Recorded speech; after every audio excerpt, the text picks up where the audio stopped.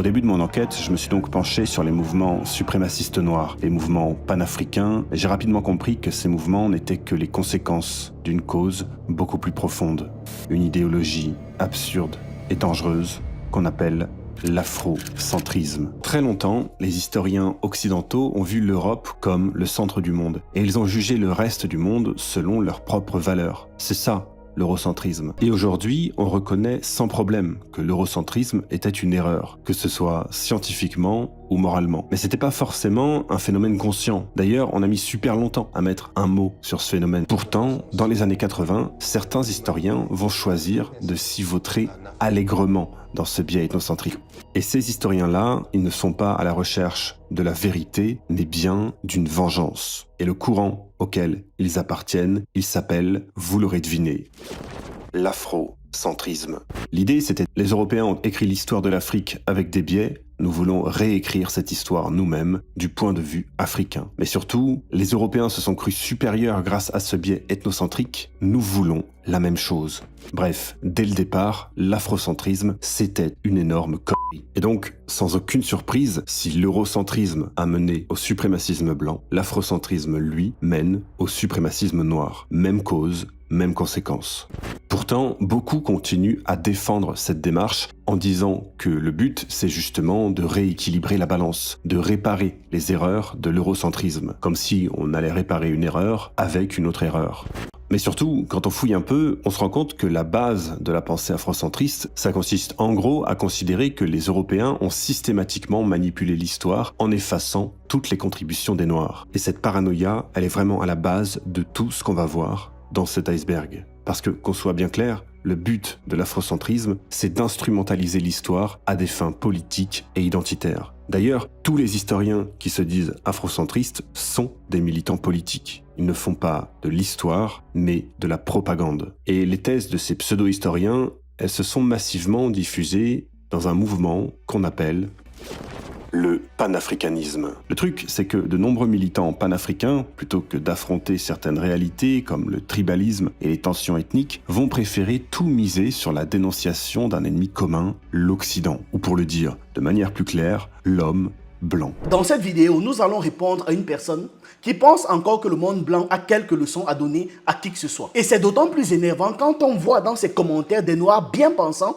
aussi stupides que les maîtres dont ils lèchent les bottes et boivent les crachats. Si on analyse des personnes comme Modin, ses amis et ses abonnés, que l'on a vu déverser leur mépris en commentaire, pour ne citer que ce mot-là, c'est le plus doux qui me vienne, sans retenue ni aucun contrôle de la part du modérateur, on réalise simplement que s'ils pouvaient encore, nous serions dans exactement la même situation qu'au XVIIe siècle. Ils n'ont rien retenu de l'histoire, ils n'ont aucun remords, aucune culpabilité. Et tout ce qui les préoccupe, c'est leur nombril. Incapables de se remettre en question. Et ils sont toujours en train de nier ce qu'ils font, ce qu'ils ont fait et leur entière responsabilité. Que ce n'était pas de leur faute. Ils ont fait ça par erreur. Il y a un certain nombre de personnes conscientes qui ont suggéré en commentaire de la vidéo de ce Modin que ça aurait été intéressant qu'il nous parle de l'eurocentrisme, de cette dérive. C'est-à-dire qu'il balaie d'abord devant sa porte avant de parler des autres. Il me semble que la montée de l'extrême droite dans toute l'Europe a de quoi faire un bon discours, un terrible iceberg. Ça aurait été beaucoup plus tranchant même d'ailleurs, avec les exemples massivement soutenus contemporains. Et en plus, c'est financé par des milliardaires du même bord. Je rajoute à ça, à ceux qui ont mis les commentaires que Modin devait aussi parler de l'eurocentrisme, que moi j'attendais qu'il fasse un iceberg sur le sionisme et directement suivi d'un iceberg sur l'arabocentrisme. Là, il aurait eu la légitimité de venir demander des renseignements sur l'afrocentrisme. Parce qu'en demandant des renseignements, il allait rapidement découvrir que ça n'existe pas chez nous. Parce que figurez-vous que l'afrocentrisme, phénomène qu'il attribue aux Noirs, est un terme inventé par Madame Mary Leskowitz. C'est une sociologue américaine d'origine européenne qui n'est ni égyptologue, ni archéologue, ni scientifique ou historienne, mais qui a quand même osé théoriser des bêtises et nous l'attribuer. C'est dans son ouvrage tristement célèbre intitulé « Ça ne vient pas de l'Afrique. Comment l'afrocentrisme est devenu une excuse pour enseigner un mythe à la place de l'histoire ». Elle fait ce livre particulièrement pour attaquer toute toute la prise de conscience qui se fait en ce moment au sujet de toute l'histoire des Noirs qui a été cachée pendant des siècles. Elle a fait ce livre pour attaquer la notion d'afrocentricité du professeur Molefi qui était à Santé et semer la confusion. Dans son livre, Marie Lefkowitz décrit l'afrocentrisme comme un racisme à rebours, c'est-à-dire un racisme des Noirs vis-à-vis des Blancs en réponse au racisme que les Africains subissent des Européens. Pure théorie raciale européenne. Au moins, elle reconnaît ce qu'ils font. Elle reconnaît qu'ils sont racistes.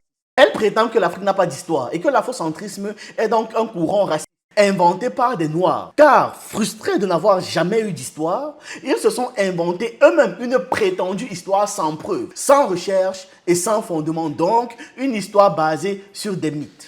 Une histoire basée sur des légendes et des faits qui n'ont jamais eu lieu pour se donner de la consistance et se valoriser aux yeux des Blancs. Donc nous on fait ça pour se valoriser aux yeux des Blancs qui ont tout créé bien évidemment ainsi qu'aux yeux des autres peuples du monde. Mais jamais de nous-mêmes. Donc nous on se définit forcément par rapport aux autres. Comme on dit souvent. Ils savent si bien se décrire en pointant du doigt les autres. Parce que ce qu'elle a décrit dans son livre-là, ce n'est que la civilisation européenne et rien de plus. En tout cas, on a compris le message. On sait désormais qui n'a pas d'histoire et qui cherche constamment à s'en inventer une jusqu'à détruire l'histoire des autres par frustration. C'est noté. Vous comprenez de par cette explication que ce modin s'inscrit exactement dans la même lancée. Lui et ses abonnés. Réalisez une chose, cette Marie, comme ce Modin, se pense légitime d'expliquer à ceux qui subissent toute la violence du monde comment est-ce que nous devons réagir, comment est-ce qu'on doit penser, comment est-ce qu'on doit se comporter malgré la violence qu'on reçoit. Toujours dans cette idée, même inconsciente, même innocente parfois, qu'ils savent mieux que nous ce qui est bien pour nous, n'ayant jamais rien produit de positif pour nous et surtout nous ayant toujours fait du mal. C'est stupide, mais ils en sont convaincus. Vous ne trouvez pas ça étrange? Vous ne voyez pas la manipulation? Surtout quand on parle d'un peuple qui ne veut pas qu'on lui dicte ses actes, mais qui se permet de nous expliquer comment est-ce qu'on doit réagir face à la violence. Le mythe du noir agressif, ça a toujours été pour le disqualifier de penser.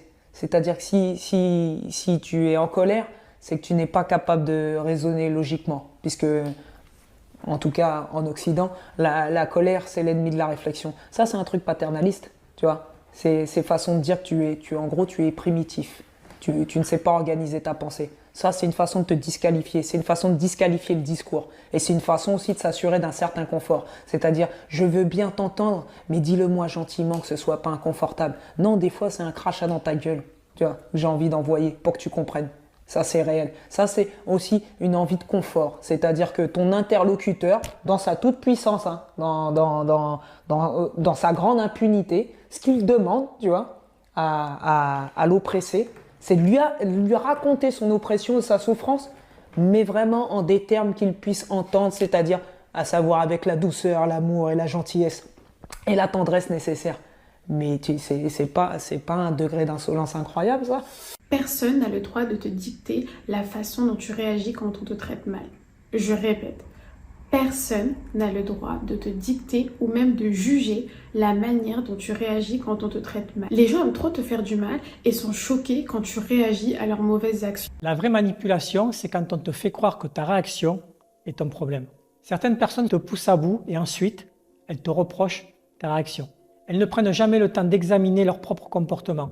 Elles préfèrent rejeter la faute sur toi. C'est une façon subtile de te faire douter, de te faire croire que c'est en toi qu'il y a un problème.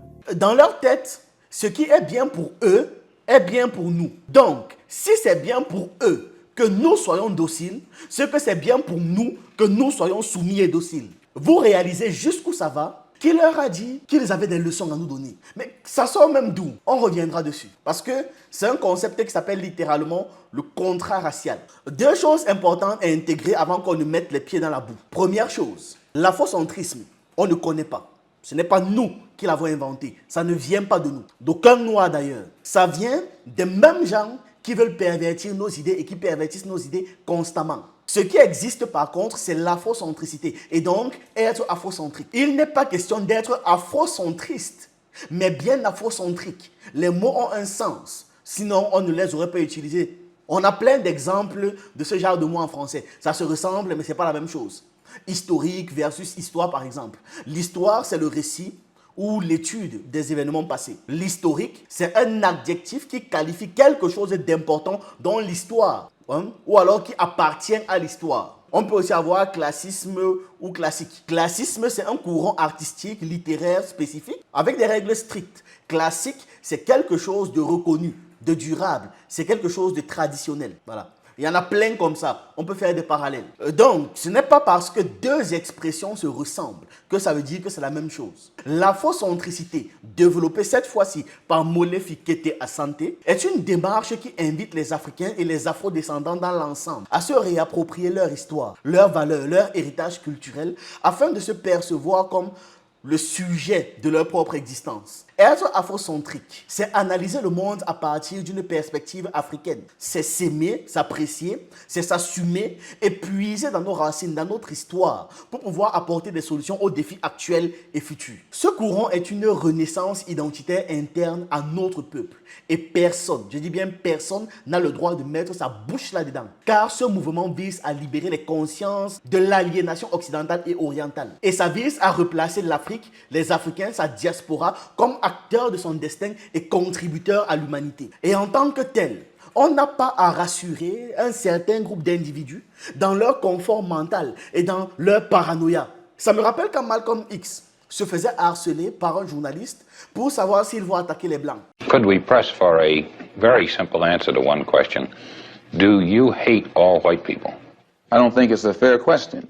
After kidnapping millions of black people from Africa, stripping them of all human characteristics and relegating them to the role of chattel or cattle or animals, commodity, merchandise that could be bought and sold at will, and then 100 years since the Emancipation Proclamation, using every type of deceptive method to further us into slavery, called second-class citizenship, I think that it would take a whole lot of nerve for white people today to ask Negroes, do they hate them? Okay. C'est-à-dire que vous êtes en train de construire votre paranoïa, vous savez pourquoi. Et nous, notre travail, ce n'est pas de vous soulager, hein. Ce n'est pas de vous rassurer. Hein. Ce n'est pas pour ça qu'on se bat, pour vous rassurer dans votre confort. Et là, on arrive maintenant à la seconde chose. Le deuxième point, la plus grande peur du colon, c'est de voir le dominé se réveiller. Au fond de lui, le colon, c'est que sa domination repose sur la violence, sur le vol et l'humiliation. C'est comme ça qu'il vit dans une crainte constante que celui qu'il écrase aujourd'hui se lève demain pour lui faire subir exactement la même chose. Il redoute aussi de perdre ses privilèges, les terres, les richesses, le statut social, le respect forcé, le fait de pouvoir se déplacer partout et j'en passe. Tout cela ne tient que parce que l'autre est soumis. Si cette soumission disparaît, il n'est qu'un homme ordinaire, sans pouvoir et misérable. Sociologiquement, le colon a aussi peur du nombre, il en est terrifié. Puisqu'il est toujours minoritaire, entouré de populations qu'il ne pourra pas dominer éternellement. Et donc, il craint ce moment où cette majorité va prendre conscience de sa force, de sa mémoire et de sa légitimité. Enfin,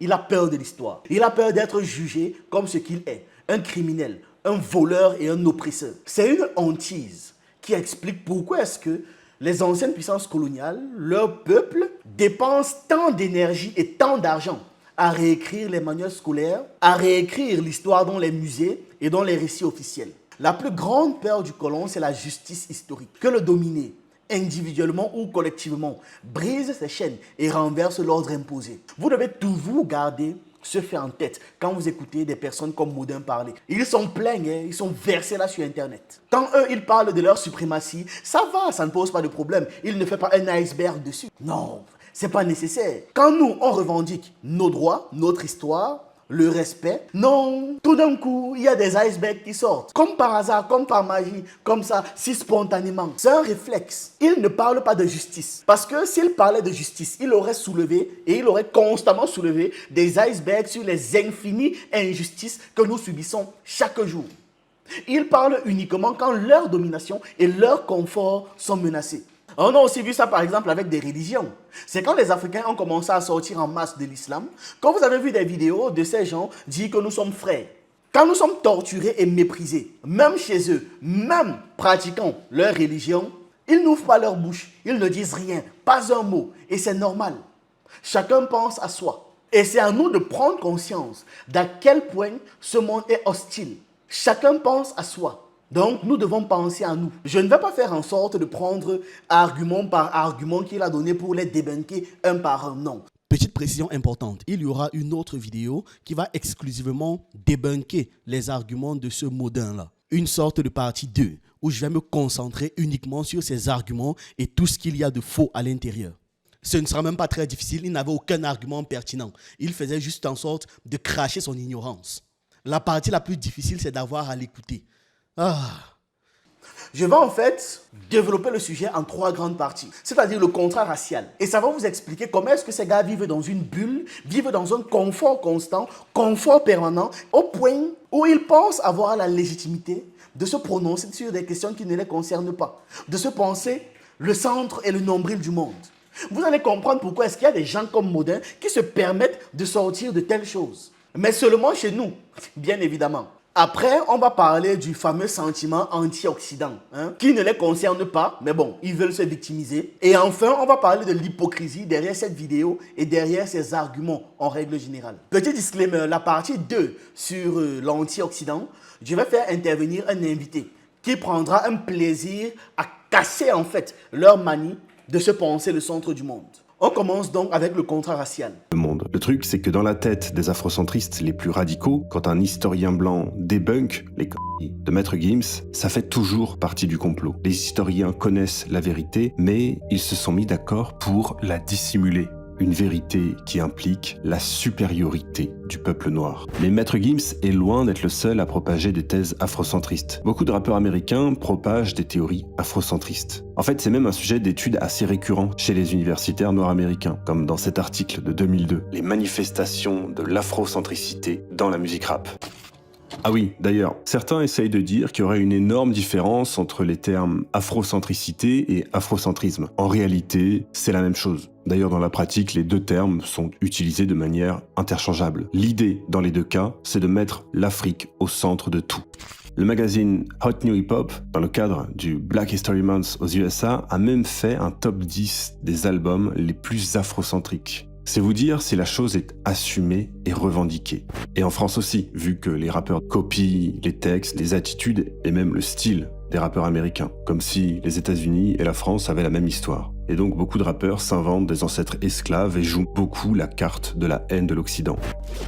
Le projet 1619. Un projet initié par le New York Times qui cherche à déformer l'histoire américaine, faisant de l'esclavage l'origine des États-Unis d'Amérique, en minimisant totalement tous les autres éléments de l'histoire américaine. Alors évidemment, ces interprétations ont été totalement contestées par les experts, parce que c'est une vision sans nuance et extrêmement réductrice. Bref, c'est un pur travail de propagande, mais qui a quand même eu un impact énorme et qui est toujours utilisé comme une référence par de nombreux militants. Mais surtout, si j'en parle, c'est pour que vous compreniez bien une chose. L'idéologie afrocentriste ne vient pas que de militants noirs. Elle est aussi très largement portée par les différentes gauches et extrêmes gauches occidentales. Et d'ailleurs, une des manifestations les plus évidentes de ça, c'est le blackwashing. Une pratique qui consiste à modifier l'ethnie d'un personnage, en général en remplaçant les personnages blancs par des noirs, dans le but avoué de promouvoir l'inclusion et la diversité, quitte à parfois dénaturer, trahir, voire créer des incohérences avec l'œuvre originale. Ça peut être des personnages de mythe ou de fiction, comme dans La Petite Sirène de Disney, Achille dans la série Netflix sur 3, un chevalier de la table ronde remplacé par un acteur noir dans la série Legend of the Sword, ou encore des Trois Mousquetaires dans Toutes pour une, un film subventionné à hauteur de plusieurs millions d'euros qui a fait un bid monumental. Mais le blackwashing concerne aussi des figures historiques comme Anne Boleyn dans la série Netflix du même nom, Cléopâtre, jouée par Jada Pinkett Smith, ou encore Éléanore d'Aquitaine, Black Studies.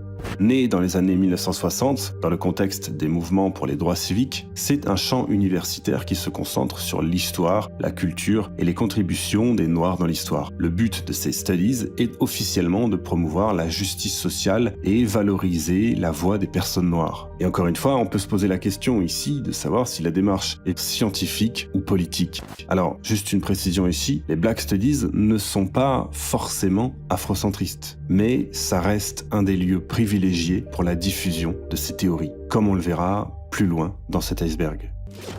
Science Must Fall. L'extrait que je vais vous passer, vous l'avez forcément déjà vu. C'est un extrait qui a 8 ans et qui vient de la chaîne YouTube d'une université d'Afrique du Sud. Et pour beaucoup, ça a été un énorme choc. Science as a whole is a product of Western modernity and the whole thing should be scratched off, especially in Africa. So if we want practical solutions to how to decolonize science, we'd have to restart science from, I don't know, an African perspective, from our perspective of how we've experienced science. For instance, I had a question for all the science people is, there's a place in KZN, in Kabialingana, and they believe that through the magic, the black magic, you are able to send a lightning to strike someone.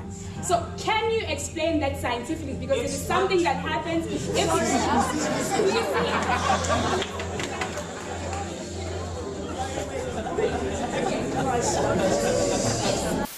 Cet extrait-là, c'est la représentation même des dérives de l'afrocentrisme. L'afrocentrisme part toujours de la même paranoïa. Si les Blancs l'ont inventé, il ne faut pas faire confiance. Le contrat racial, ce n'est pas un papier que l'on signe, que tous ont signé. C'est une manière d'expliquer comment est-ce que les sociétés blanches occidentales ont organisé leurs lois, leurs institutions et leurs comportements pour pouvoir favoriser les Blancs au détriment des autres, et souvent les Noirs. En gros, il y a des règles implicites ou explicites, donc clairement dit ou alors un peu cachées, qui leur donnent des avantages et désavantagent les autres. Celui qui a clairement mis les mots dessus, c'est un sociologue noir nommé Charles W. Mills. Et il dit que historiquement, la société n'est pas neutre. Les lois, la politique, l'économie ont été pensées pour que les Blancs restent au sommet. Là, je ne suis pas simplement en train de dire non, c'était avant. Ce n'est pas une histoire.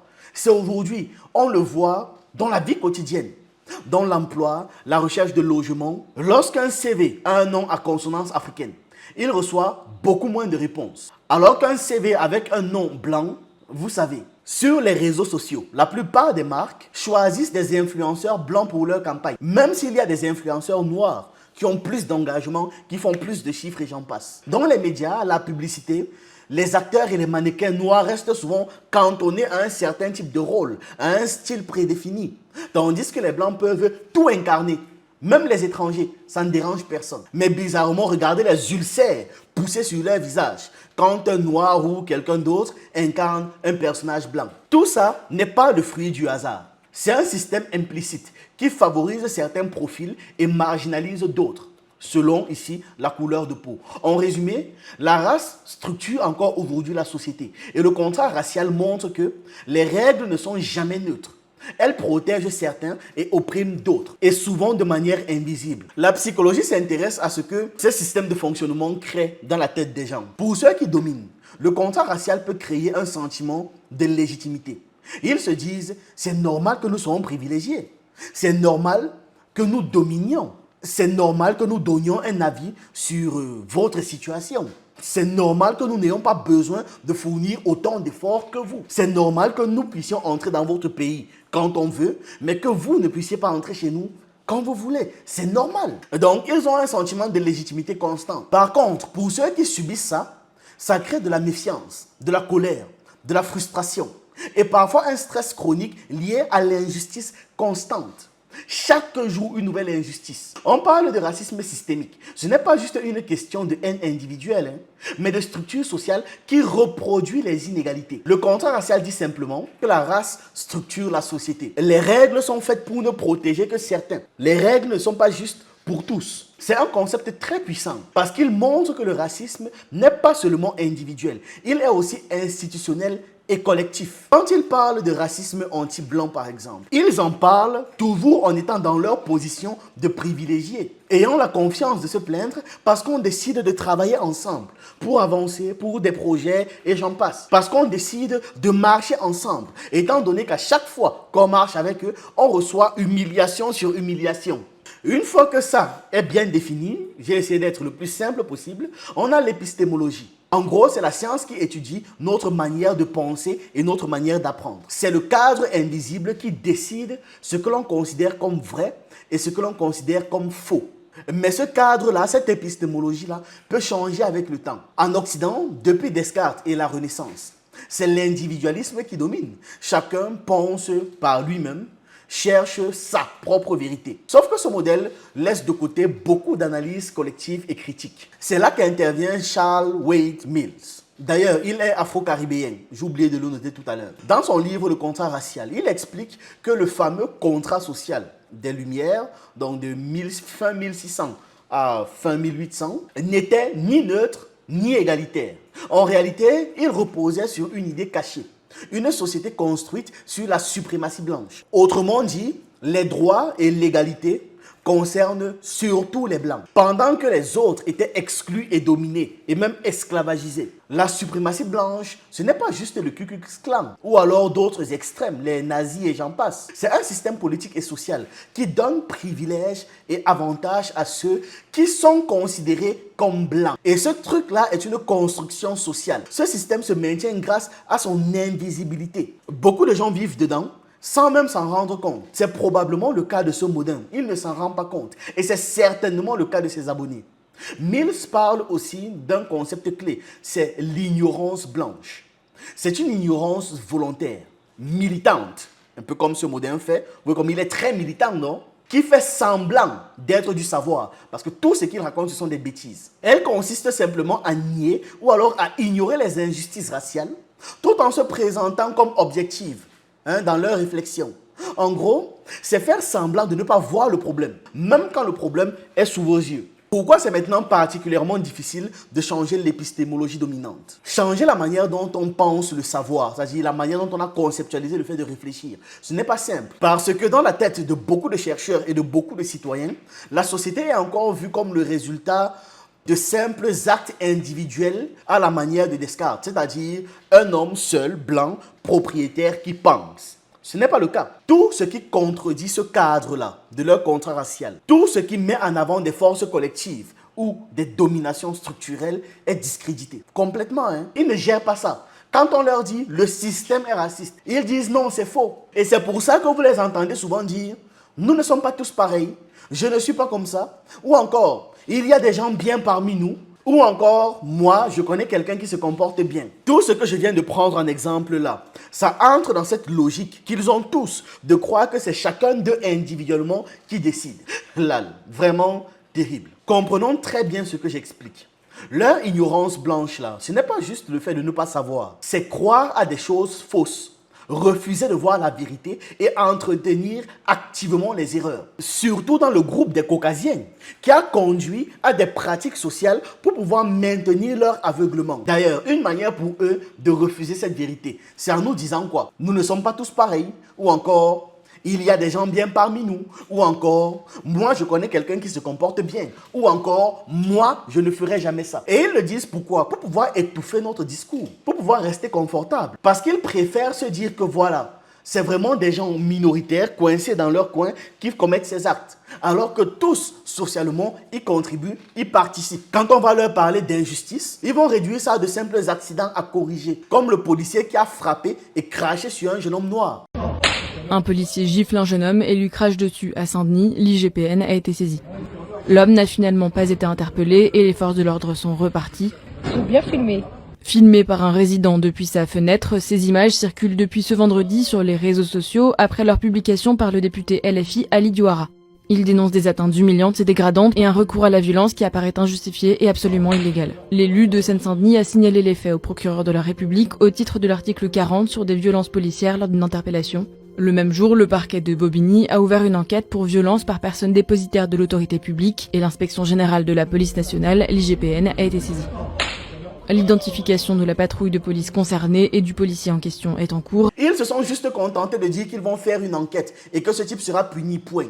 Ils n'ont pas questionné ce qui amène ce genre de comportement social et surtout ce qui amène, malgré ce genre d'acte, un soutien indéfectible de ces gens en leur police. Parce qu'en dessous des commentaires, je voyais des centaines de personnes qui disaient « je soutiens le policier ». Et ces commentaires-là avaient des milliers de likes. C'est donc cette manière pour eux de voir le monde qui invisibilise les siècles de domination raciale qui continuent jusqu'à présent. Les Blancs s'accommodent de cette blague, pendant que les non-Blancs, eux, vivent dans une double conscience. Ils se voient en permanence à travers les yeux des autres. L'ignorance blanche naît avec la suprématie blanche, et ce, dès la colonisation. Les croyances fausses produite par le racisme, comme croire que les Noirs avaient les mêmes chances après l'abolition de l'esclavage ou croire qu'aujourd'hui les Noirs ont les mêmes chances. Tout ça vient directement de ce système. Il y a une époque où la suprématie blanche était écrite dans les lois. Aujourd'hui, elle a disparu des textes officiels, mais reste dans les faits, reste dans le subconscient, reste dans les actes du quotidien.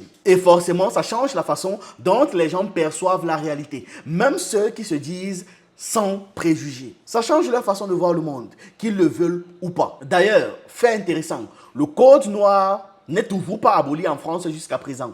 Ce n'est pas aboli. J'aurais aimé un iceberg dessus, Modern. J'aurais aimé un iceberg sur ce sujet. C'est-à-dire les dérives racistes contemporaines héritées de la Renaissance. J'aurais aimé. L'ignorance blanche, donc, ce n'est pas seulement de croire à des choses fausses. C'est aussi de juger de travers, mal interpréter le monde. Et il n'y a pas que la race qui permet cette domination. Il y a la classe sociale, la santé, le handicap, et tous ces systèmes créent donc une forme d'ignorance collective.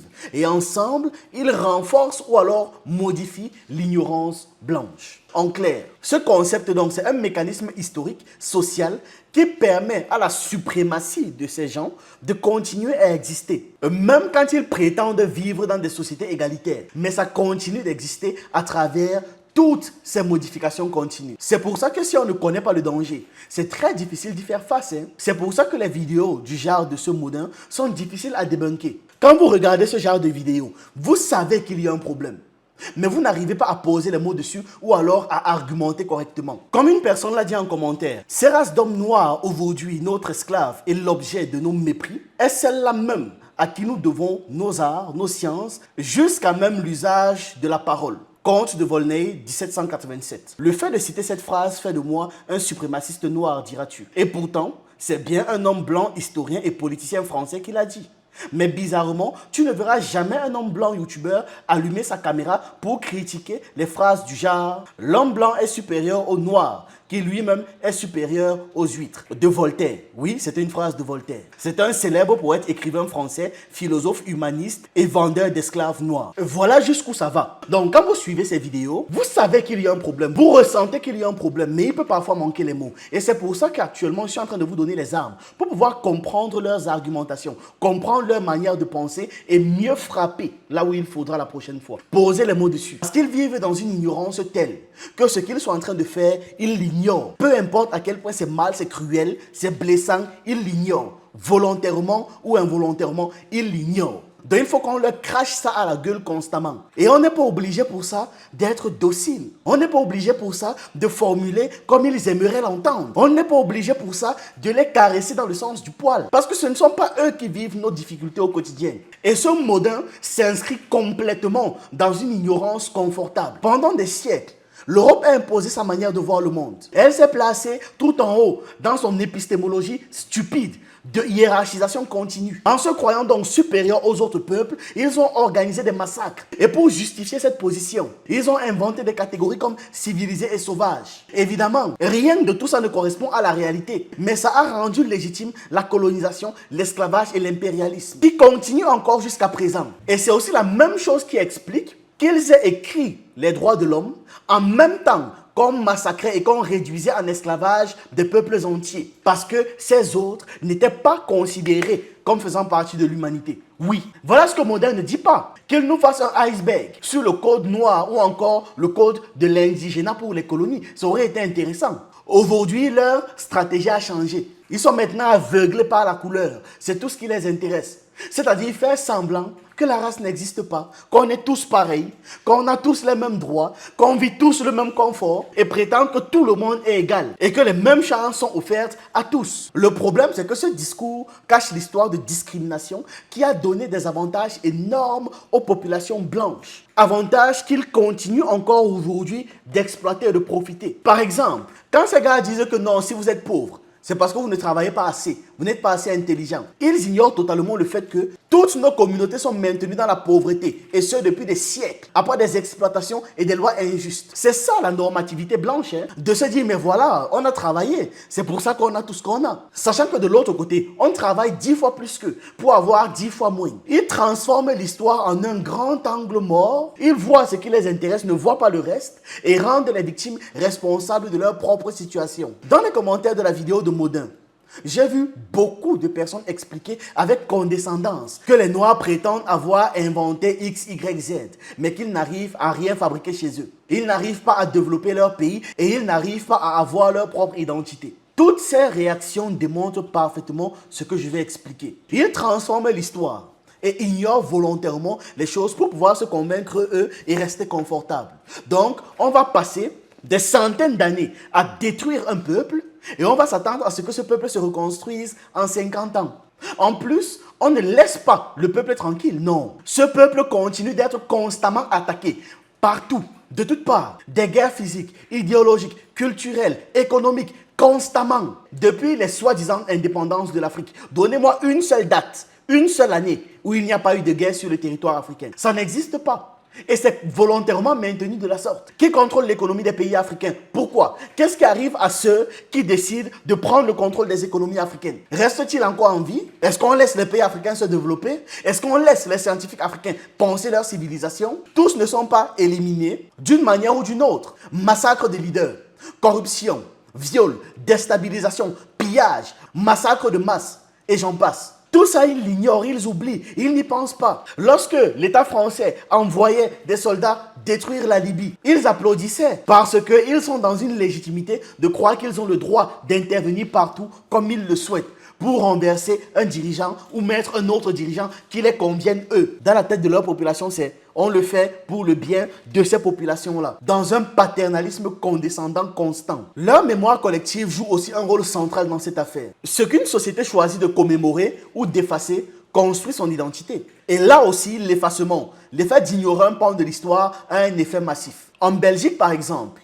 les archives ont été détruites pour cacher les massacres commis au Congo sous Léopold II.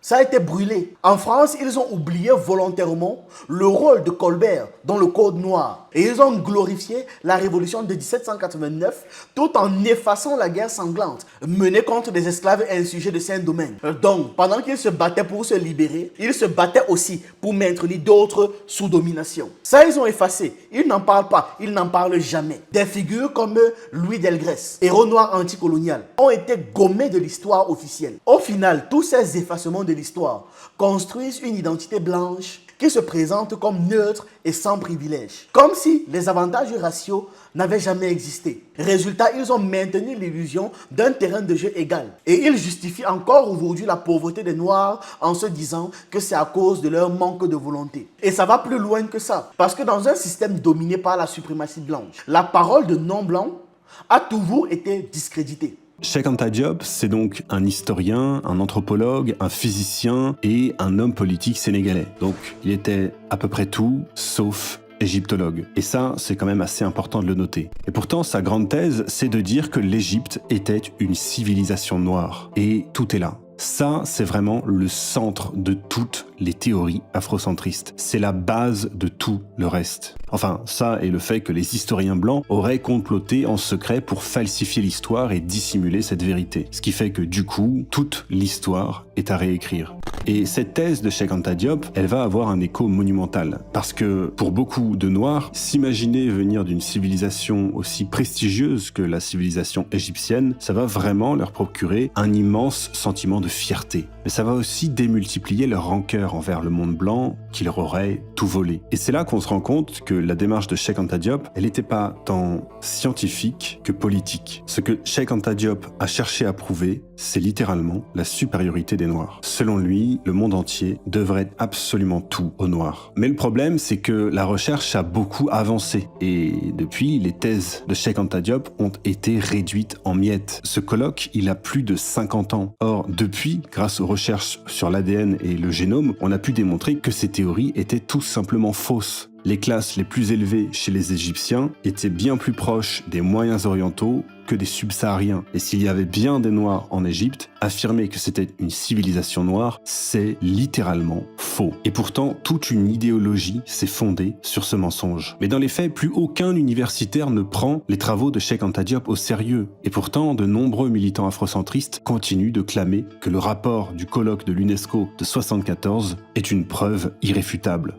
Pourtant, s'ils avaient réellement consulté ce rapport, ils auraient pu constater que tout Ce qu'il dit, c'est qu'en l'état actuel des choses, en 1974, il était littéralement impossible de confirmer les affirmations de Cheikh Anta Diop. Donc, concrètement, la seule preuve des afrocentristes pour dire que l'Égypte était une civilisation noire, c'est ce document qui dit littéralement qu'il était impossible de valider cette hypothèse. Je sais pas si vous vous rendez compte à quel point c'est dingue. D'ailleurs, un des passages préférés des afrocentristes pour prouver que Cheikh Anta Diop avait raison se trouve à la page 802 du rapport. Le professeur Leclan insiste tout d'abord sur le caractère africain de la civilisation égyptienne. Et là, vous vous dites, ah oui, effectivement, ce professeur Leclan a bel et bien donné raison à Diop, sauf que la citation est tronquée. Mais il convient de bien distinguer, comme l'a fait le professeur Vercouter, race et culture.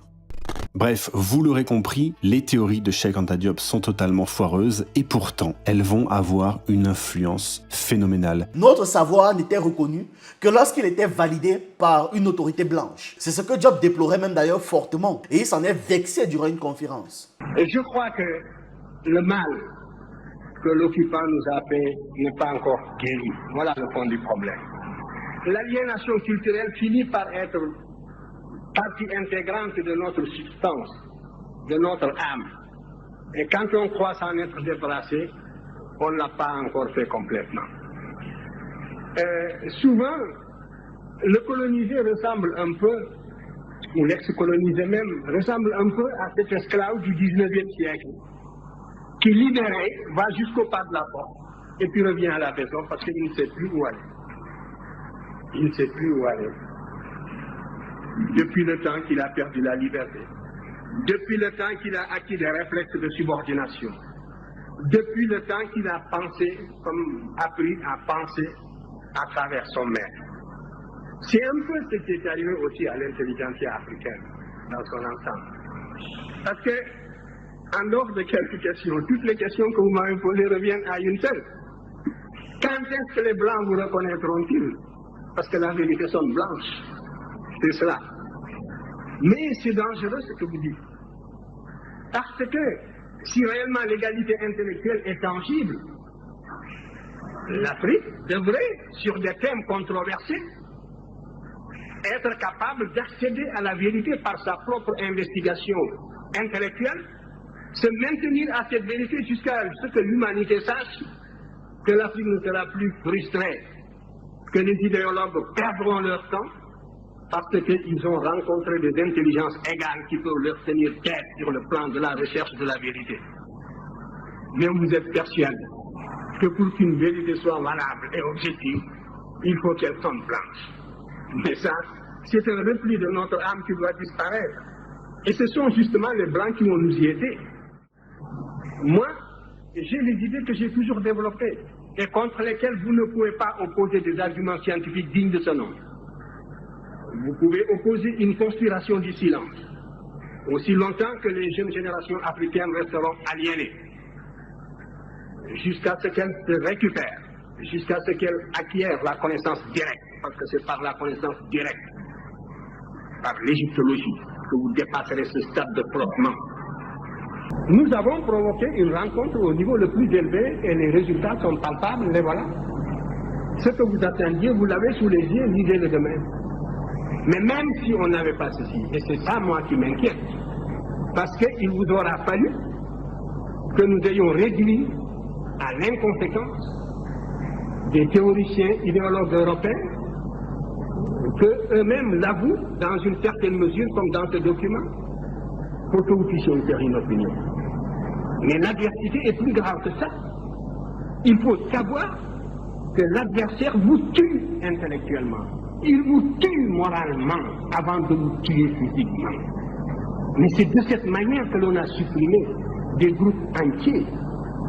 On vous nie en tant qu'être moral. On vous nie en tant qu'être culturel. On ferme les yeux, on ne voit pas les évidences. On compte sur votre complexe, sur votre aliénation, sur le conditionnement, les réflexes de subordination et sur tant de facteurs de ce genre. Et si nous ne savons pas nous émanciper d'une telle situation par nos propres moyens, mais il n'y a pas de salut. À ce moment-là, la question que vous me posez, vous y avez répondu, parce que vous avez répondu par les actes à l'infériorité, donc vous avez en quelque sorte prouvé pour supposer l'intériorité du monde noir, puisque la vérité doit lui venir de l'autre camp. S'il y avait réellement cette hiérarchisation intellectuelle, mais il faudrait s'attendre à une disparition d'une manière ou d'une autre. Parce que le conflit, il est partout, il est à tous les niveaux, il est dans tous ces débats, il est jusque dans nos relations internationales les plus peuplées. Nous menons et on mène contre nous le combat le plus violent même que celui qui a conduit à la disparition de certaines espèces. Ce que j'ai dit un peu dans la préface de Obenga, c'était cela, que par la connaissance directe, l'Afrique doit être capable de saisir une vérité, de savoir qu'elle est en possession d'une vérité, quel que soit le domaine d'ailleurs. Ce n'est pas seulement dans le domaine culturel. Et de se maintenir au niveau de cette vérité en prenant des mesures conservatoires jusqu'à ce que tout le monde joue le même jeu, jusqu'à ce que l'on sache que la supercherie est finie. On n'a plus affaire à des enfants ou à des nouveau-nés. L'idée que des nègres aient pu connaître une promotion historique dans le passé leur est réfractaire. Ils sont réfractaires à cette idée. Et parce que leur formation intellectuelle tardivement acquise se situe à un niveau très superficiel, au niveau du cortex, au niveau de l'intellect. Mais la formation qu'ils ont reçue tous dans leur plus tendre enfance, les clichés auxquels ils sont habitués dans leur environnement d'enfance, les caricatures et tout, comme je vous le montrais ici, aussi dans le monde méridional, c'était l'inverse. Tout cela les empêchait, les rendait aveugles, n'est-ce pas, pour observer des vérités comme celles que nous leur opposions. Par conséquent, il n'y a qu'un seul salut, c'est la connaissance directe. Et aucune paresse ne pourra nous dispenser de cet effort. Il faudra absolument acquérir la connaissance directe. À formation égale, la vérité triomphe. Formez-vous, armez-vous de science jusqu'aux dents, c'est ce que j'ai dit à Obenga, et arrachez votre patrimoine culturel. Et les appuis que vous cherchez, vous ne les aurez pas. Parce que c'est un monde, c'est un univers d'idéologues. Cette violence symbolique et matérielle a poussé et pousse jusqu'aujourd'hui beaucoup de Noirs à suivre en se taisant, en choisissant de ne pas voir, de ne pas témoigner, de ne pas savoir, de ne pas penser, par peur de représailles. Le truc, c'est que malgré la censure et les obstacles, il y a un contre-témoignage, il y a des contre-réflexions noires qui vont toujours exister et qui ont toujours existé. Parce qu'on refuse la mythologie blanche. Même si on a très peu de moyens, on va continuer de combattre ça. La suprématie blanche n'est pas seulement une domination physique. C'est aussi un système qui garantit aux Blancs des avantages collectifs. Ils en tirent des positions sociales privilégiées, des ressources matérielles, un confort psychologique et une tranquillité morale. Eux, ils peuvent se balader tranquillement dans la rue s'ils n'ont rien fait et sans avoir peur qu'un policier débarque les massacrer. Pas nous. Nous, on doit être constamment sur nos gardes parce qu'on veut nous effacer de l'espace public. On ne veut pas que nous soyons en train de marcher. On ne veut pas que nous soyons libres. On se fait agresser par ceux qui prétendent protéger les populations, mais ils ne les protègent que, pas nous. Vous comprenez pourquoi est-ce que l'ignorance devient un intérêt collectif. Maintenir cette ignorance chez eux devient donc un intérêt collectif parce que ça les protège et ça protège leurs privilèges. Aux États-Unis, il y a beaucoup de Blancs qui perçoivent encore les revendications des Noirs comme opposées à leurs propres intérêts. Donc tout ce système qu'on peut voir à travers le monde occidental repose sur une auto-illusion. Se convaincre que tout le monde est égal alors que les règles sont biaisées depuis des siècles. L'exploitation raciale, aussi évidente que l'esclavage ou encore la colonisation, a été rendue invisible et présentée comme morale et présentée comme normale. Au final donc, cette opposition d'intérêts entre blancs et non-blancs déforme la manière dont la société blanche perçoit la réalité. Ça construit un refus de voir leur suprématie, une mémoire sélective qui oublie leurs injustices envers nous et une hostilité face à la parole non-blanche. La preuve, écoutez une fois de plus ce modèle, c'est ce biais collectif qui explique pourquoi est-ce que des ouvrages essentiels pour comprendre tout ça, comme le contrat racial de Charles W. Mills, n'a été traduite en français qu'en 2023. Et il y a plein d'autres œuvres de ce genre. L'ignorance blanche n'est donc pas un simple manque de savoir, mais une construction volontaire entretenue pour pouvoir préserver des privilèges et maintenir l'illusion de l'égalité. La société occidentale entière est dans ce mode de déni collectif, encourageant leur population à agir non seulement en oubliant le passé, mais aussi comme si elle ne connaissait pas le présent et donc s'en trouvait choquée quand on réclame nos droits. L'ignorance blanche, c'est regarder, constater, oublier avec force et justifier avec cruauté. Et vous l'entendez dans les paroles de ce modèle. Paradoxalement, figurez-vous que les Blancs sont aussi incapables de comprendre le monde qu'ils ont eux-mêmes créé. Ils sont incapables de réaliser qu'ils ont tracé une ligne entre ceux pour qui ils ont une pleine empathie et les autres pour qui ils n'ont pas une pleine empathie, les corps non blancs en règle générale. Et c'est donc ce que je disais en début. Quand il faut parler de violence que l'on subit, Modin n'a aucun mot. Il n'a eu de l'empathie que pour d'autres blancs. C'est pour ça qu'il a vite pris son micro pour défendre les siens, pour faire des icebergs. Pourquoi? L'ignorance blanche est une ignorance volontaire, militante et agressive. Elle avance masquée en se faisant passer pour du savoir, pour une vérité solide et indiscutable, surtout. Elle se présente comme une lumière civilisatrice que certains défendront jusqu'à la mort. Mais on doit aussi savoir, et vous devez le faire savoir à tous les gars comme Modin, que cette ignorance n'innocente personne. Au contraire, c'est la preuve de leur complicité et de leur responsabilité dans toutes nos misères du quotidien. Parce que refuser de voir les injustices, quand ces injustices sont évidentes, nier des siècles d'esclavage, de colonisation, de racisme structurel, ce n'est pas être aveugle, c'est choisir de détourner le regard. Parler d'erreur de conceptualisation de la société blanche. Quand on a passé des siècles dans une souffrance infinie, indescriptible. La preuve, je ne peux même pas en parler ici de risque de me faire censurer ou simplement faire en sorte que la vidéo ne saute. Parce qu'ils veulent rester confortables. Non, ça c'est participer. Vous ne pouvez pas dire que vous êtes innocent de ça alors que vous profitez encore chaque jour des avantages que ça vous a accordé. C'est impossible. Vous choisissez de détourner le regard parce que c'est confortable pour vous. Vous choisissez de dire que ça ne nous concerne pas. Nous ne sommes pas responsables de ça. Ce sont nos parents, nos ancêtres, pour rester confortables. Et ce n'est pas possible. Parce que tout comme vous avez hérité des richesses issues de ça, nous avons hérité des pauvretés, des tares, des traumatismes et de la violence continue. Injustice après injustice. Il n'y a eu personne. Donc vous ne pouvez pas simplement venir dire aujourd'hui, non, ça va, c'est du passé, on n'a rien fait. Mais vous profitez. On hérite de la richesse, non? Mais sachez qu'on hérite aussi de la pauvreté. On hérite d'une bonne réputation. Quand ton père est quelqu'un de bien ou ta mère est quelqu'un de bien, vous héritez de cette bonne réputation.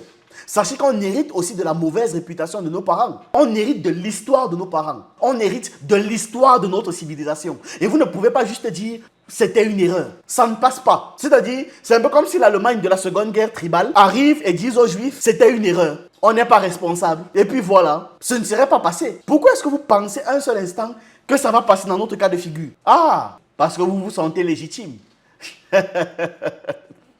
L'ignorance blanche n'est pas une excuse, c'est une arme. Un bouclier qui protège leurs privilèges et perpétue la domination. Ceux qui se réfugient dans cette ignorance ne peuvent pas prétendre être innocents, puisqu'ils bénéficient directement ou indirectement du système qu'ils refusent de reconnaître et d'admettre que ça existe. Réfléchissez. Quand on crie et quand on lutte pour sortir de ce système, nous avons les gens comme Modin et ses amis qui veulent nous donner des leçons et nous faire passer pour les méchants menteurs de l'histoire. En gros, nous donner leur comportement comme à leur habitude. Ça, c'était la première partie. Maintenant, on passe à la seconde partie, c'est-à-dire la soi-disant haine ou encore le soi-disant sentiment anti-Occident. Je vais laisser mon Serge vous en parler. Et il fait des analyses assez poussées, très intéressantes. Les relations entre la France et l'Afrique sont marquées par un grave déséquilibre historique et structurel.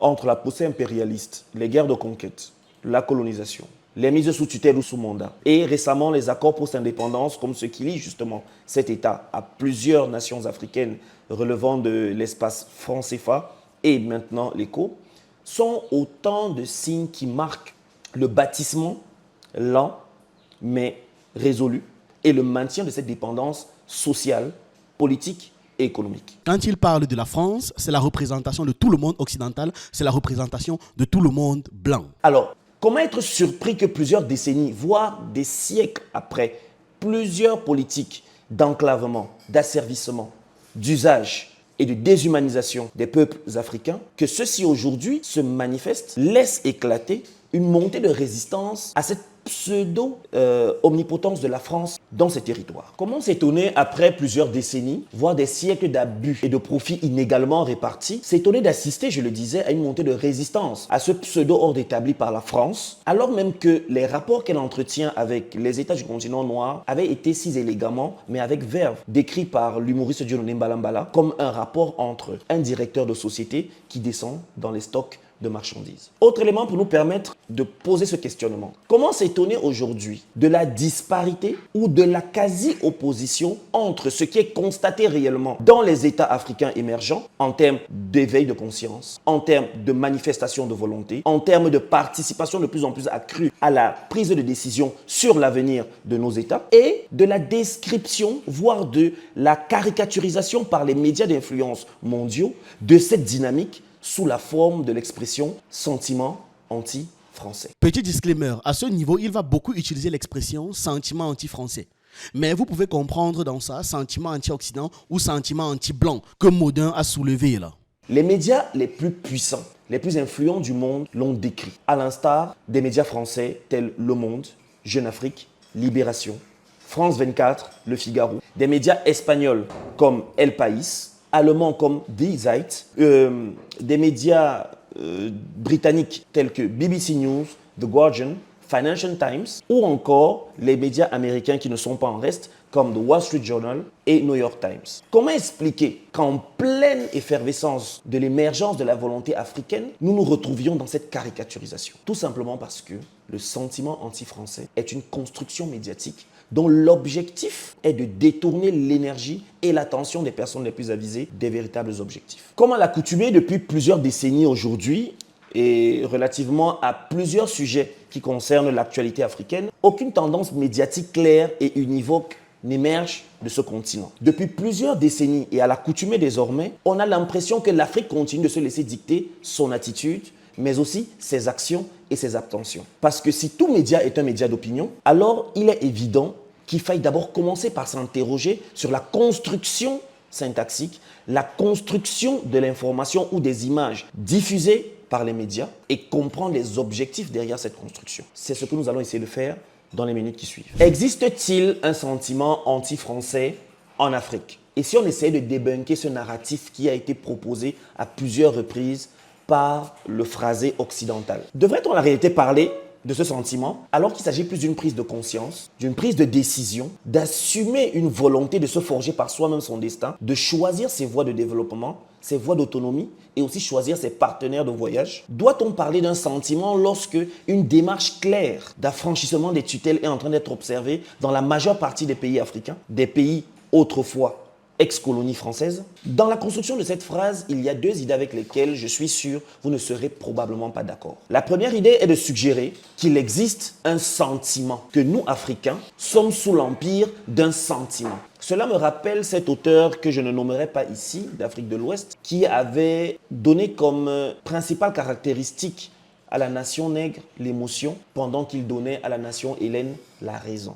Alors, parler d'un sentiment anti-français en Afrique reviendrait à dire que la raison n'y est pas. En tout cas, rien ne nous empêche de le déduire ou de le penser. D'où mon questionnement. Est-ce que nous pouvons parler de sentiment lorsque des politiques sont mises en place, lorsque des manifestes sont développés, lorsque des réflexions sont diffusées, lorsque des plaidoyers sont présentés sur les plus grandes scènes du monde pour clamer le nécessaire ou la nécessaire indépendance de l'Afrique pour pouvoir décider par elle-même de son destin. Deuxième idée sous-tendue par l'expression sentiment anti-français, avec laquelle je suis sûr que vous ne serez pas d'accord, c'est que nous, Africains, sommes forcément anti-français. Anti signifierait que nous sommes peut-être pro quelque chose, cheminé. Entre expérience subjective et objectivité scientifique, ne faisons pas d'amalgame. Un long passif de frustration, un long passif de vérité tue, un long passif d'histoire falsifiée pèse dans les rapports entre la France et plusieurs de ses ex-colonies. Mais au-delà de ces frustrations, des factualités, des faits, des données vérifiées et vérifiables existent. Et celles-là ne sont pas sous l'empire d'un sentiment. Elles sont le résultat de la vérification, de la validation d'un certain nombre de données et d'une prise de décision effectuée en fonction de ces résultats. Alors, il s'agit avant tout pour l'Afrique de choisir son chemin, de faire preuve de maturité, mais aussi de protectionnisme dans son économie, d'ouverture sur de nouveaux horizons et du choix des moyens d'atteinte de ses objectifs qui lui appartiennent à elle et à elle seule, l'Afrique. Une fois que nous avons essayé d'effacer toutes les idées préconçues ne nous permettant pas d'accepter qu'on nous affuble d'un sentiment anti-français en Afrique, il faudrait bien que nous puissions comprendre la rhétorique instrumentalisée, savamment orchestrée derrière cette expression aujourd'hui divulguée, aujourd'hui diffusée partout dans le monde. Vous l'aurez compris d'entrée de jeu, le fait pour les médias d'influence planétaire de présenter les vastes mouvements des nations africaines qui se départissent aujourd'hui des ex-influences coloniales comme des mouvements d'humeur procède ni plus ni moins qu'une rhétorique, c'est-à-dire d'une technique de présentation, une technique d'image, une technique de figuration de cette dynamique sous la forme d'une émotion, d'une éruption cutanée, d'un mouvement d'humeur et donc d'un mouvement passager. Tous ces efforts fournis par nos peuples, tous ces efforts fournis par nos forces armées, tous ces efforts fournis par nos intellectuels, tous ces efforts fournis par les diasporas qui sont encore concernés par le devenir de leur nation se retrouvent simplement banalisés et réduits à l'état d'un mouvement d'humeur quasi prépubère. Cette rhétorique, il faut la comprendre. Cette rhétorique, il faut l'identifier et il faut la retrouver à chaque fois qu'une information diffusée par un média d'influence et concernant l'Afrique est présentée par ce média. Pourquoi cette rhétorique savamment utilisée, savamment instrumentalisée? Parce qu'il est important que le monde n'ait pas l'impression un seul instant que les peuples noirs peuvent faire preuve de maturité, d'union, de volonté, de discipline pour se relever et se tracer un nouveau destin. Parce qu'il est important que le monde n'ait pas un seul instant l'impression qu'il existe une classe intellectuelle africaine, qu'il existe une jeunesse intellectuelle, une jeunesse scientifique, une jeunesse mentalement bien orchestrée, bien structurée, qui puisse discourir intelligemment sur son devenir et sur son avenir. Parce qu'il est important que le monde n'ait pas un seul instant la conviction que l'Afrique, lorsqu'elle parle d'elle-même, qu'elle s'appuie sur des faits, sur des preuves, sur des données, sur un passif et surtout sur des acquis inébranlables, et par la rumeur, et par la désinformation, et par le dénigrement scientifique. Il n'est pas un seul instant question pour le monde de se dire que l'Afrique peut reposer sur un passé vérifié et vérifiable. Pourquoi parler de passé alors même que l'actualité contemporaine est en notre faveur? Combien de tentatives de coup d'État? Combien de coups d'État réussis? Combien de hold-up sur les marchés? Combien de politiques de pillage des ressources premières et minières des États africains ont été reliés à des holdings, à des multinationales étrangères? La factualité parle, la contemporanéité parle pour l'Afrique. Pourquoi cette rhétorique instrumentalisée? Parce qu'il est important que le monde, dans sa dimension sous-informée et gavée de distractions, ne puisse voir dans l'Afrique qu'un enfant rachitique qui tendrait une main malingre, une main malade, vers une main salvatrice qui lui glisserait un repas, un biscuit et qui viendrait la sauver de sa misère. Bien sûr, ce sauveur, c'est ce monde, mais dans la dimension imagée, fantasmée, faussement vendue, toujours de l'Occident. L'enjeu le plus important, ici vous l'aurez donc compris, c'est l'information. L'information vérifiée,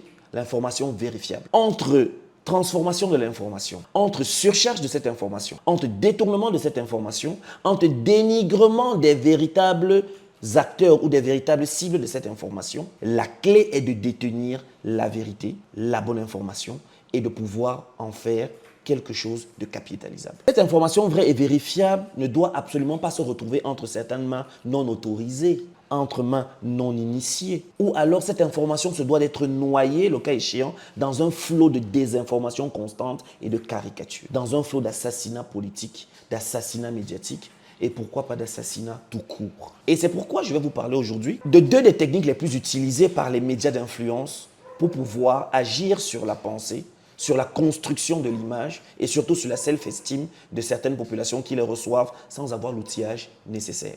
Il s'agit là de l'instrumentalisation rhétorique et du détournement sémantique. À titre d'illustration du détournement sémantique, revenons à l'expression anti-français. Le détournement sémantique consistera à se servir de cette expression à chaque fois qu'il va falloir réduire des analyses ou des critiques systémiques réelles posées contre les politiques occidentales en Afrique, les politiques économiques en Afrique, les politiques sociales en Afrique, de sorte que nous ne puissions rester que dans un seul cadre de perception, le sentiment. C'est cela le détournement sémantique. Nous sortons les idées, nous sortons les concepts de leur cadre et nous les insérons dans un cadre qui n'est pas le leur, de sorte que ce plastique, ce masque, ce recouvrement-là puisse devenir la nouvelle réalité. Tous les politiciens, tous les analystes, tous les journalistes, tous les acteurs sociaux, tous les acteurs intellectuels qui se tourneront vers un système pour l'analyser de manière critique et relever ses forces ou ses faiblesses ou ses manquements, se verront tous réduits à de simples agitateurs, à de simples mouvements d'humeur. Si bien que, repris et viralisés sur la majeure partie des plateformes d'information, chaque fois que ces personnes seront vues, chaque fois qu'elles ouvriront la bouche, chaque fois qu'on essaiera de les entendre, en moins de 2 secondes, on se figurera le sentiment, le ressentiment, le mouvement d'humeur et donc la décrédibilisation. L'instrumentalisation rhétorique, quant à elle, consiste à manipuler des récits médiatiques pour servir des intérêts bien précis, des intérêts politiques, des intérêts économiques, pourquoi pas des intérêts géopolitiques. Généralement, il s'agit de détourner des sujets complexes, des sujets profonds, pour pouvoir détourner l'attention de ceux qui peuvent suivre et de réduire donc la perception de ce sujet complexe à une émotion, à un sentiment ou alors à un mouvement passager. Nous avons en 2002 une intitulée de la manière suivante: The Anti-French Sentiment Grows in Sahel. Justement pour pouvoir présenter tous ces vastes mouvements, toutes ces vastes et profondes révolutions comme de simples mouvements d'humeur cristallisés sous la forme d'un sentiment anti-français. Nous quittons de l'analyse de toute la période d'implantation d'une puissance étrangère sur un sol souverain, c'est-à-dire qui a le droit de décider de qui s'y installe et de qui ne s'y installe pas, et nous nous retrouvons dans un sentiment anti-français. Alors même que l'Afrique est l'incarnation de l'hospitalité et des modes de vie intercommunautaires, interraciaux, internationaux. Cette expression donc de sentiment anti-français va réduire les revendications rationnelles, documentées, sourcées, référencées, basées sur des faits comme l'extraction illégale de l'uranium au Niger ou les accords économiques inégaux et surtout désavantageux pour les États africains, juste à l'échelle d'une revendication émotionnelle. Du coup, cette simplification, ce détournement des véritables questions qui concernent l'Afrique va être totalement dégagé parce qu'il ne faudrait pas que les griefs réels soient connus des populations, comme ce fut le cas avec le pillage colonial estimé aujourd'hui à quasiment 500 milliards de dollars US pour le Mali et le Sénégal. Une référence que nous retrouvons dans Journal of African Economies, édition de 2018, que nous pourrons vous donner en référence, et discréditer justement les jeunes Africains parce qu'ils pourraient être plus facilement manipulés que lucides et informés. Quel impact au final lorsque une information est vidée de sa substance et est cosmétisée en simple éruption de sentiments? À ce moment, la rhétorique va empêcher tout débat factuel, va empêcher tout échange logique, rationnel entre les acteurs concernés, mais aussi entre les acteurs incriminés. Il ne sera donc plus question pour eux de se justifier et de répondre des accusations dont ils font l'objet, parce que nous serons ou nous serions dans une vaste revendication basée sur un mouvement d'humeur. Et cantonner donc l'éveil de la conscience africaine à juste une pointe de colère stérile, pourquoi pas juvénile et prépubère. Pourquoi est-ce qu'il est important pour nous aujourd'hui de parler du code noir? Il ne s'agit pas de plonger dans la victimisation. Il ne s'agit pas de tomber dans le pathos ou dans le mélodramatique.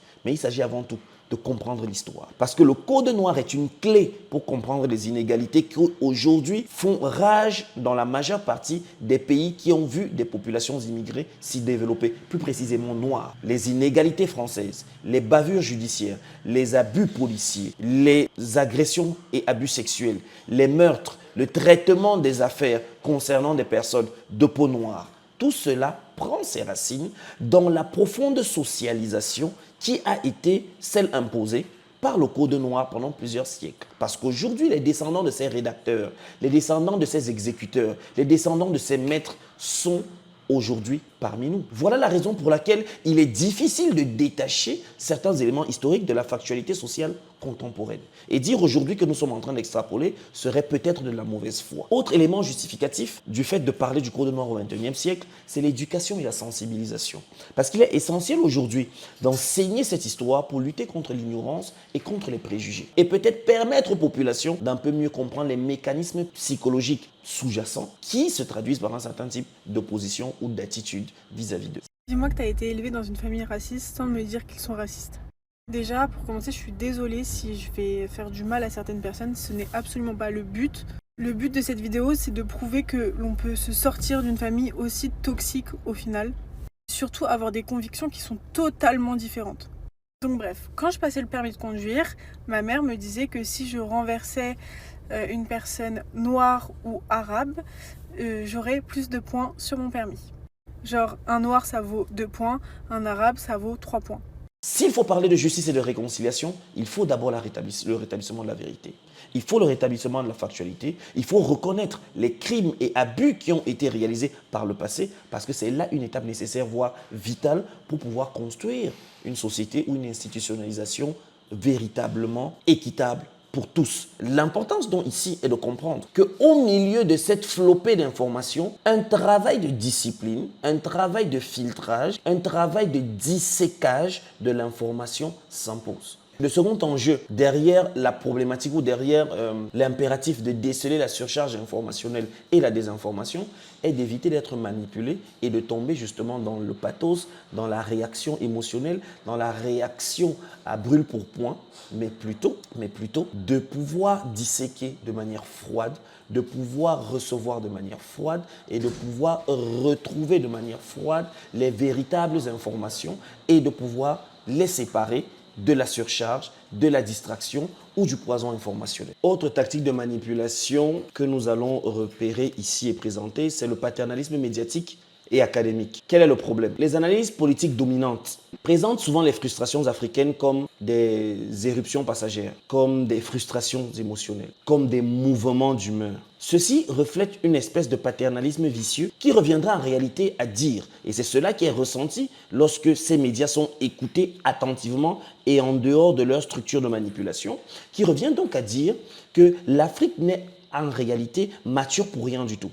Il est donc important dans cette logique, pour faire contre-mesure, d'encourager les initiatives d'intellectuels africains via par exemple un certain nombre de chaînes YouTube comme les nôtres ou comme le réseau auquel nous appartenons, comme Pensez Kabit, pour permettre aux Africains de s'entendre parler de l'Afrique par eux-mêmes, de s'entendre potentialiser pour comprendre l'information, de s'entendre encourager à voir autrement que ce qui lui est donné à comprendre. Il est donc important de créer des contenus non seulement accessibles, mais des contenus suffisamment variés dans leur manière d'atteindre les populations, le maximum des populations, pour qu'une fois de plus, l'information et la bonne information parviennent entre les mains des véritables décideurs qui sont nous, la jeunesse conscientisée, nous, la jeunesse en quête d'éveil et nous, la jeunesse qui a la volonté de redessiner son destin. En construisant l'idée d'un sentiment anti-français, la France, où ses plus grands soutiens craignent le réveil définitif des ex-colonies et leur réappropriation de tous les instruments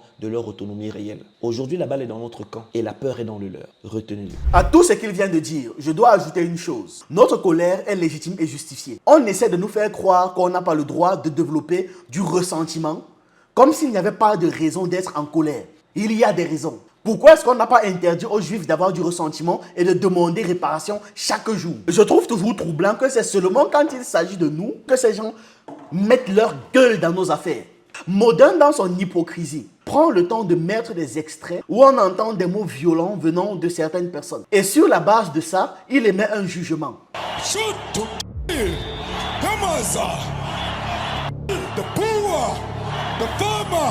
Mais il se prend pour qui?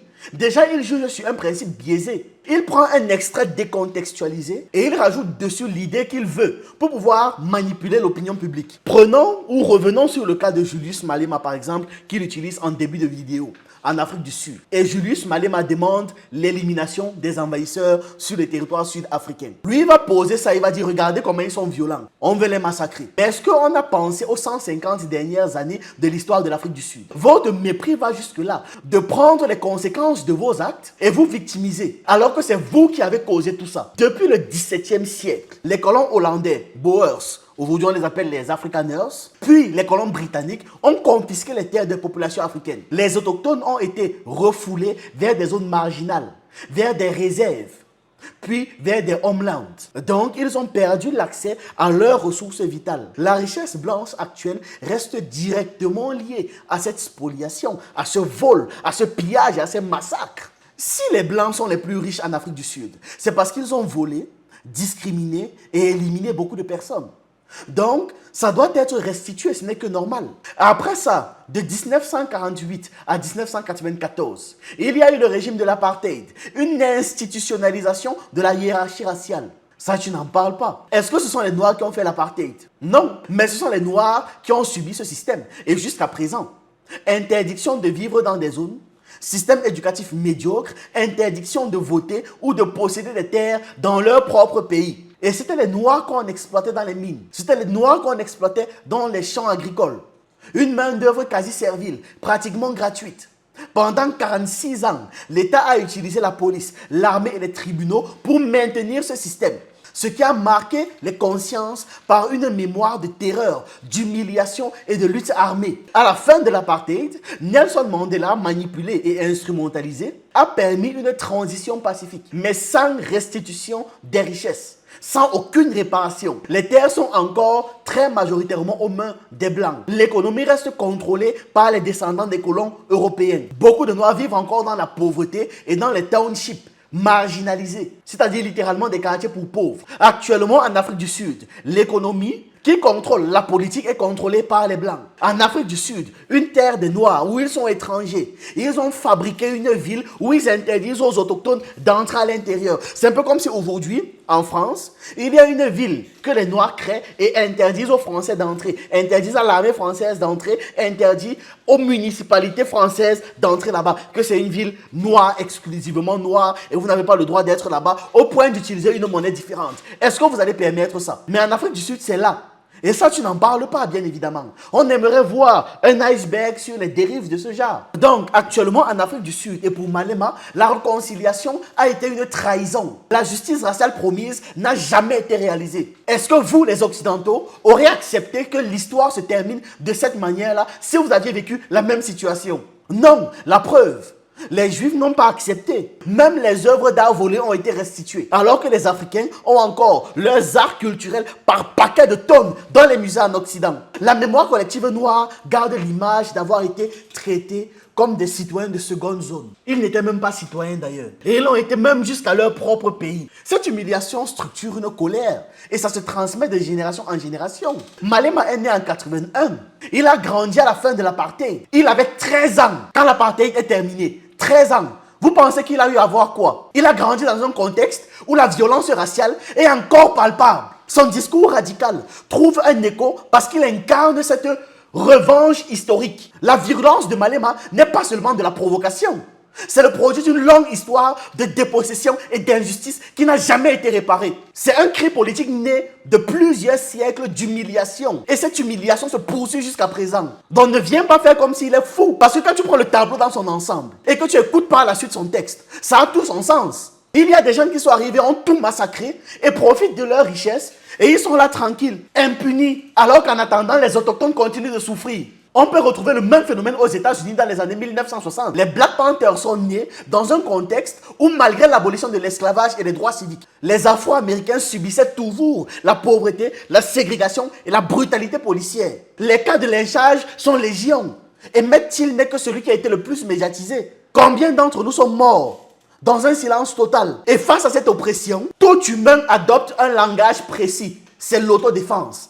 C'est l'arme, c'est la justice sociale et c'est les dénonciations de l'impérialisme blanc. Leur virulence n'est pas gratuite. C'est l'expression d'une colère profonde contre une société qui a normalisé l'injustice raciale. En Afrique, durant la période coloniale et de la transition, il y a plusieurs leaders qui ont incarné la radicalité. Les Patrice Lumumba qui dénonçaient la colonisation. Ça a coûté la vie à combien d'entre nous? Vous savez que le napalm a été versé au Cameroun? Le napalm, que des villages entiers ont été décimés et que ce traumatisme-là continue d'hanter nos parents qui par la suite nous ont hantés avec. Ça reste dans le sang. Ce genre de violence ne disparaît jamais. Et jamais il n'y a eu de justice par rapport à ça.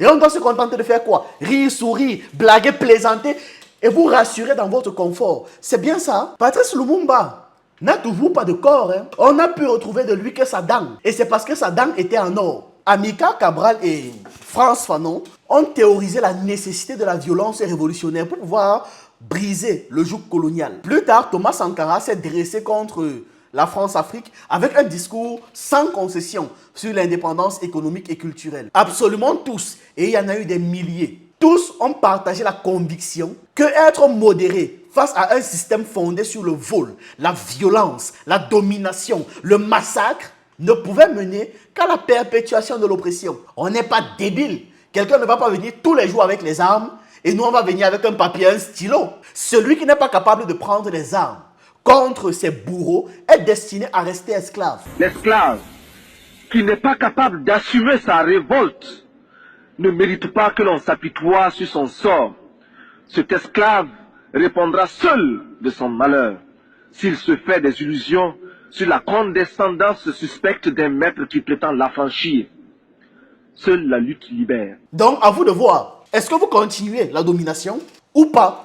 Parce que si vous ne la continuez pas, factuellement, jamais les armes ne seront prises. On est d'accord là-dessus, à minima. Parce qu'il faut bien que les peuples se libèrent. Actuellement, au Burkina Faso, le peuple prend les armes contre les terroristes parce que les terroristes ne veulent pas baisser les armes. Ce n'est donc que normal. Il faut une réponse proportionnelle à la violence que l'on reçoit. Donc, si vous estimez ne pas être violent, ne vous inquiétez pas. Il n'y aura pas de violence. Mais vous ne pouvez pas demander aux gens de ne pas se défendre. Et dans tous les cas de figure historiques, que ce soit aux États-Unis, en Afrique du Sud, dans les Caraïbes, partout dans le monde, la virulence naît du même constat.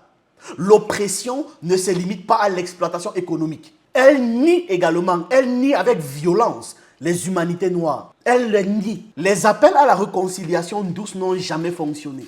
Parce que ça laisse intactes les inégalités structurelles. La radicalité devient donc un langage de dignité, un cri de rupture et de mémoire. Comprends très bien ça. Comme je disais, on n'est pas là pour te conforter dans ta terreur.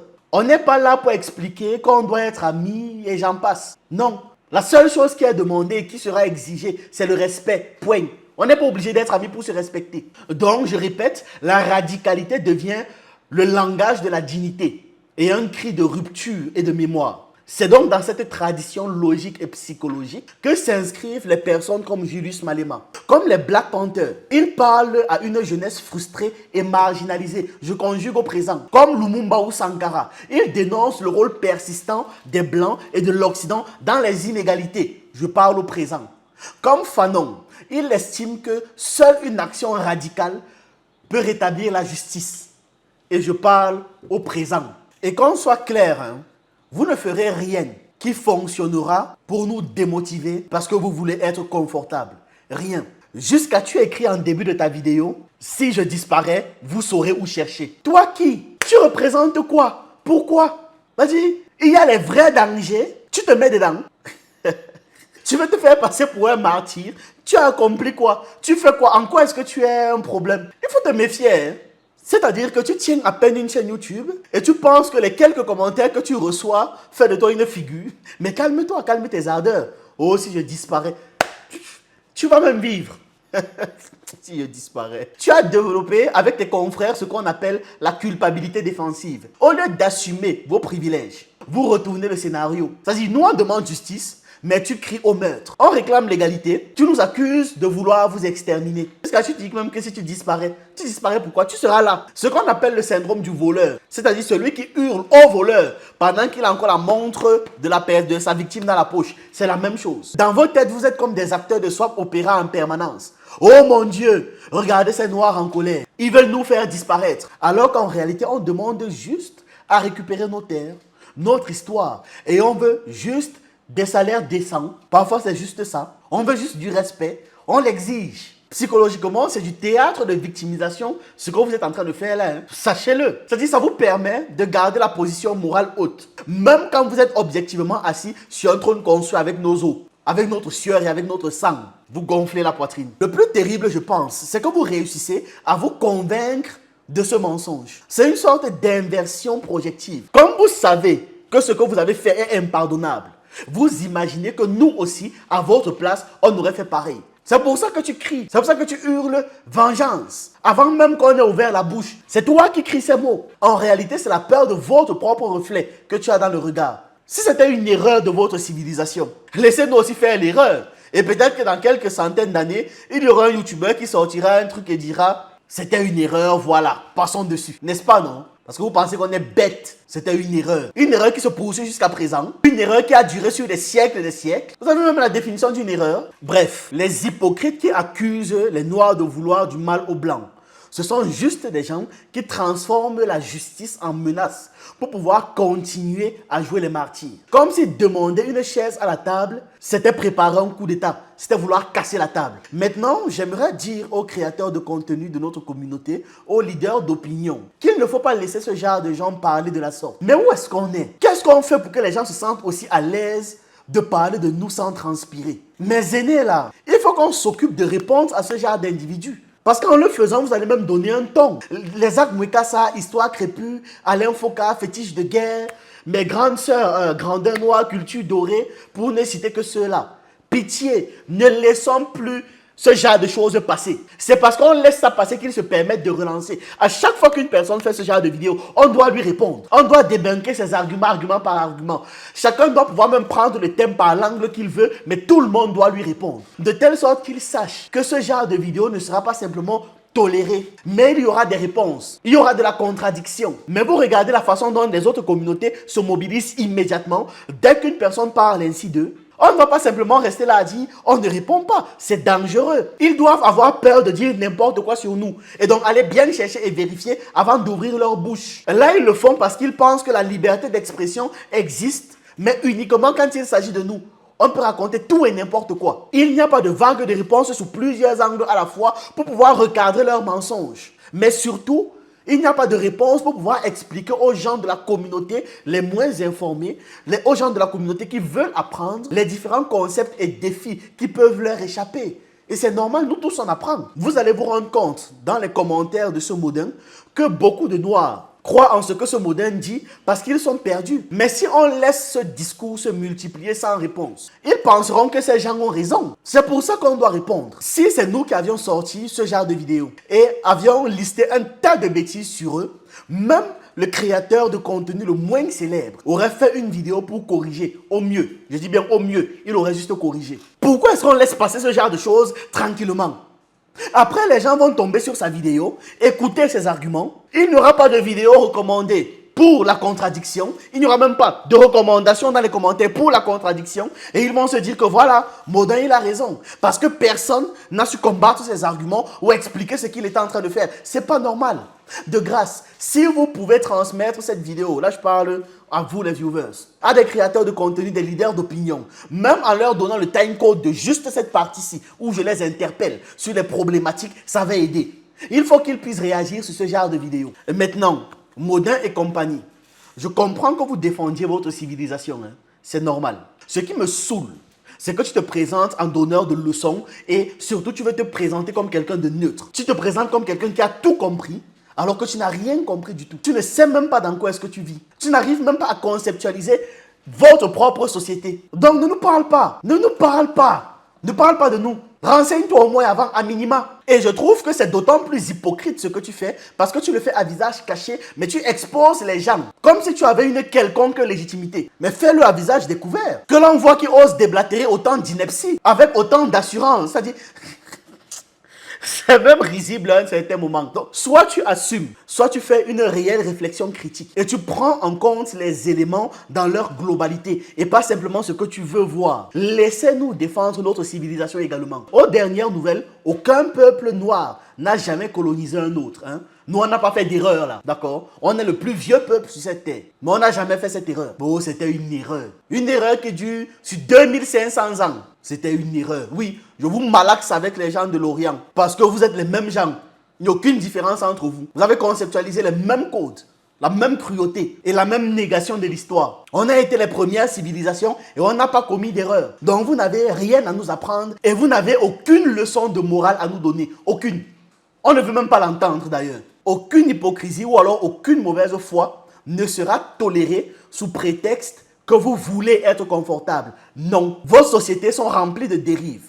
Quand tu auras fini avec tous les icebergs de vos dérives là, tu enchaîneras avec ceux du monde sioniste et puis ceux du monde arabe.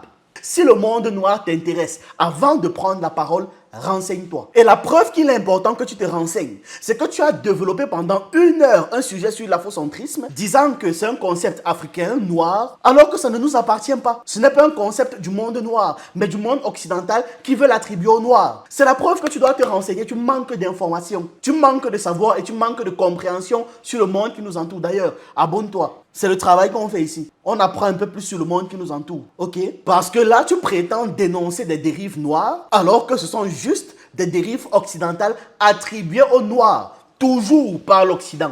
Tu comprends un peu le truc? Tu vois à quel point c'est grave et à quel point tu es perdu. Voilà, c'est ce que j'avais à dire dans cette vidéo. Les commentaires sont là pour en parler. Et on se retrouve donc une prochaine fois.